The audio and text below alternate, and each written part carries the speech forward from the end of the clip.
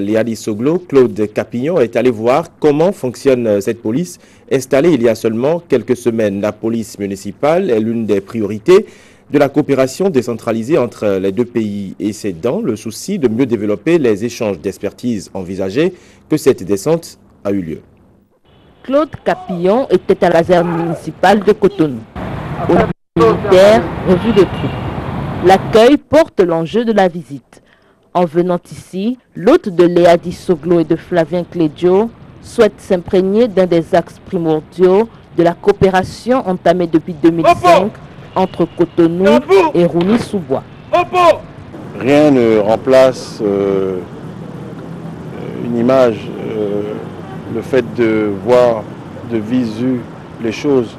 On en avait parlé, mais il était important pour nous de lui permettre de venir constater ce qui avait été réalisé, je crois. Et il est prêt surtout à nous accompagner dans le reste du chemin qu'il va nous falloir parcourir pour effectivement instaurer une police municipale de qualité citoyenne dans la ville de Cotonou. Lors de cette visite, une brève séance de travail a été tenue. La police municipale de Cotonou a été présentée dans ses missions.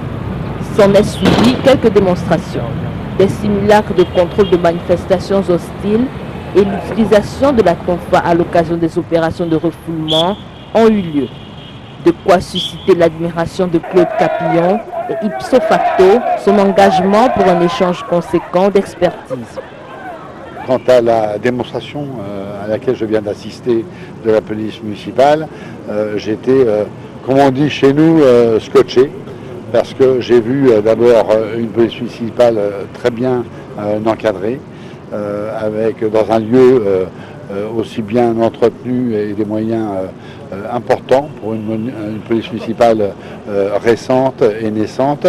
Et puis à travers les discussions que nous avons eues, notamment avec le maire, M. Soglo, nous avons effectivement décidé de travailler ensemble sur les échanges entre nos deux polices municipales, à la fois vraisemblablement entre des échanges de personnel entre les deux villes, peut-être aussi travailler sur la formation. Les idéaux de développement des deux villes portent ainsi clairement l'enjeu de la décentralisation et les 128 policiers municipaux doivent relever le défi.